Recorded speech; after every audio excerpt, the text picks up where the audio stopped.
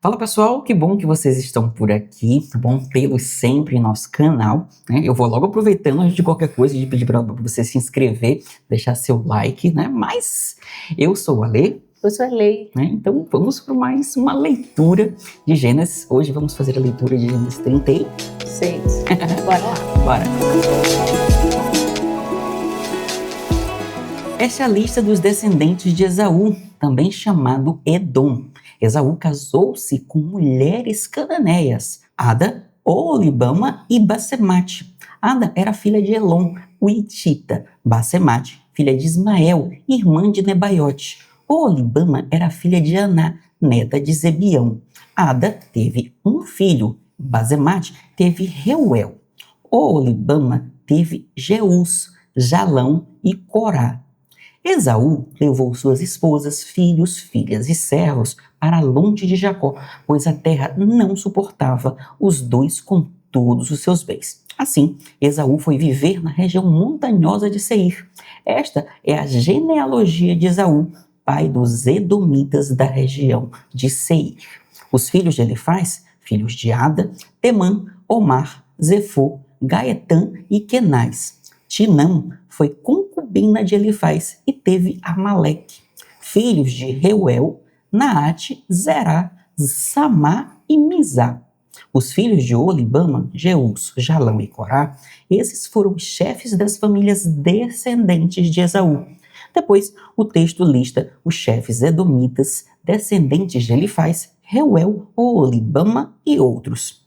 É feito um detalhamento dos descendentes dos povos que habitaram na terra de Seir, os Oreus, antes de os edomitas tomarem posse. O texto também descreve os reis que reinaram sobre Edom antes de haver rei em Israel. Por fim, lista-se uma sequência de chefes edomitas, terminando com Magdiel e Irão. Esses foram os chefes de Edom. Amém. Amém. É genealogia na veia. É, gente, né? Bora pro resumo. Vamos dar uma olhada no resumo? Então, Gênesis 36, ele é um capítulo genealógico. E ele apresenta os descendentes de Esaú. Lembra que no capítulo passado a gente falou sobre Jacó, né? Suas esposas, suas Inclusive, concubinas, seus Raquel filhos. faleceu. Isso. E agora nós vamos falar de Esaú. Jacó toma a bênção de Esaú, ele ficou sem bênção, a bênção da primogenitura, mas ainda assim ele teve aí a sua descendência, né, a sua genealogia. Então nesse capítulo é apresentada a genealogia e mostra como ele se estabeleceu longe de Jacó, na região de Seir, e tornou-se o pai da nação edomita. O texto detalha seus filhos, netos, tribos e reis, destacando que os edomitas prosperaram e formaram uma estrutura organizada antes mesmo de Israel ter reis. Aqui já me chama a atenção algo que é muito interessante. Bora lá pros... Bora, mas vamos dar uma olhadinha na imagem. Bora lá, tô muito curiosa. Temos aqui a imagem de hoje, né, que é muito parecida com a imagem do capítulo anterior, no sentido de muitas pessoas, né, até porque esse capítulo fala de genealogia. Esaú aí no meio, né? Aqui com certeza é Esaú, e temos os outros rapazes e moças ali atrás, né? Filhos, sobrinhos, netos, bisnetos. Mas toda uma nação, né? Exatamente. Mas já tô curioso, meu bem. Conte-me o que é que você já tem de salto aos olhos. Vou partir dessa imagem. Sabe o que eu acho interessante? Engraçado não, é interessante. É que assim, o Esaú, ele liberou, ele não pegou a bênção da primogenitura, porque foi para Jacó, mas à medida que ele liberou perdão, Deus o abençoou. Sim. Né? Então assim, essa é a importância de você... Tanto que me corrija se eu estiver errado, ele inclusive era mais rico do que Jacó, não era isso? Porque quando ele veio com 400 homens. Quem? O Esaú? Não, ele veio com... Na Bíblia não fala que ele era mais... Porque pelo que eu entendi, ele veio com 400 homens, e ter 400 homens naquela época não era para pouca gente. Eu não sei se ele era mais rico que Jacó, mas houve prosperidade na vida dele. Sim. Entendeu? Foi mais difícil? Foi, mas ele foi próspero. Legal. O que me salta aos olhos, que eu acho legal, a partir da imagem, do que tu estás comentando, é que assim, o Esaú, ele não teve a bênção da primogenitura, mas ainda assim ele foi abençoado por Deus. Ele liberou perdão. Liberou o perdão. Foi claro que assim, até antes dele liberar o perdão, ele já estava sendo abençoado, né? Inclusive Jacó também o abençoou, mas o abençoou com uma outra bênção, não a bênção da primogenitura. Então, mas ainda assim, houve prosperidade na vida dele, né? A gente está vendo aí a genealogia dele, os seus netos, seus filhos, enfim, todo esse povo, e o quanto eles realmente formaram uma estrutura, como está falando aí no resumo do capítulo. Antes mesmo de Israel ter reis, Eles eles já já tinham tinham. toda uma estrutura, toda uma organização de uma Uhum. sociedade, né? Já funcionava, Já né? funcionava. Então, assim, a bênção de Deus, olha o quanto é importante, eu falei isso no capítulo passado, e vou reforçar de novo, o quanto é importante a gente quebrar maldições, quebrar, né, coisas que foram feitas no passado, e a gente precisa estar sempre declarando bênção, quebrando maldição, rejeitando crenças limitantes, Uhum. comportamentos condicionados, e sempre buscando melhorar, né? Sempre buscando se superar, sempre buscando ser diferente.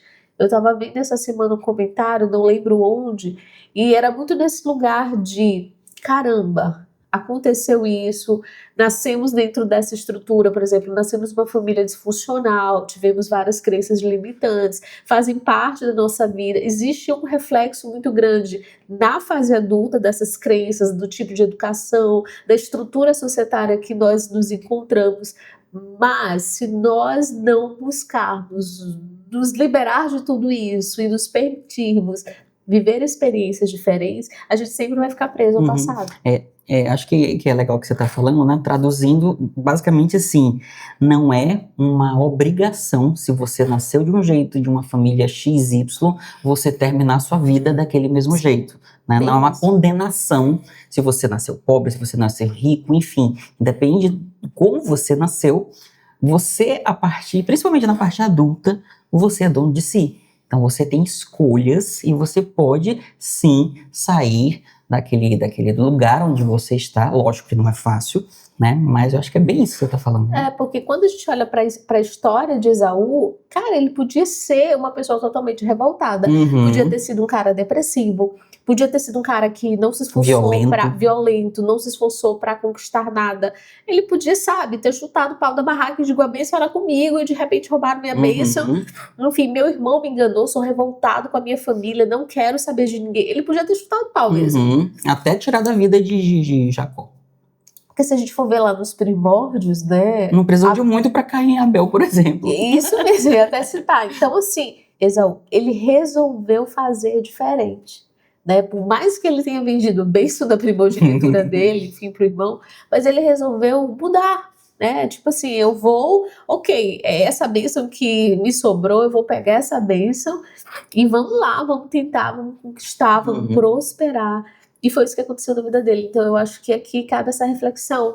Independente do contexto que a gente está, sempre existe uma porta, uma possibilidade, uma saída para mudarmos, sabe? Sempre existe isso. Ah, legal. A única coisa que eu acho que só para finalizar, que também tem muito a ver com isso que ele está falando, é que inclusive até nos aprendizados que ele deixou, é que a separação de caminhos entre irmãos também pode ser parte de um plano divino. E com certeza, né? E às vezes a gente não entende por que certas coisas acontecem, por que certos caminhos são tomados. E às vezes até justamente essas separações, não só de irmãos, mas de família, de um morar longe, outro morar perto, até isso às vezes faz parte de um plano maior. Lógico que cada caso é um caso, mas interessante, porque foi preciso isso, talvez, para que ambos seguissem seus caminhos, se afastassem do pai, né, que antes eles viviam sobre o teto do pai, ambos criaram suas famílias e tudo, e olha onde foi parar, foi gerado toda uma nação em cima, né?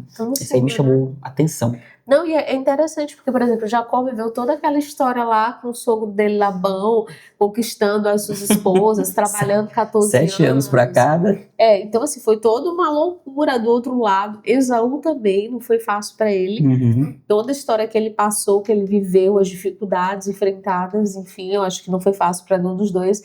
Mas era preciso passar por isso, né? Era preciso vivenciar esses processos, e é bem isso que tu estás falando, a gente não entende porque determinados processos a gente passa, mas só quando a gente passa é que a gente vai dizer assim, puxa, se eu não tivesse passado por isso, realmente eu não teria amadurecido, né? E geralmente o complicado é o durante. Porque sempre que você passa por algo que seja bom ou ruim, geralmente é muito mais fácil de compreender depois passar por isso, É. né? Que aí Na hora depois que tá no deserto, quem tá no caos. deserto a sede é grande, mas depois que a gente passa, que a gente começa a entender, nossa, aquilo aconteceu por isso, né? Então assim, é bem interessante essa reflexão. Legal, né? Então é isso, espero que vocês tenham gostado da reflexão do capítulo de hoje e até o próximo Gênesis 37. Tchau, pessoal. Tchau, gente.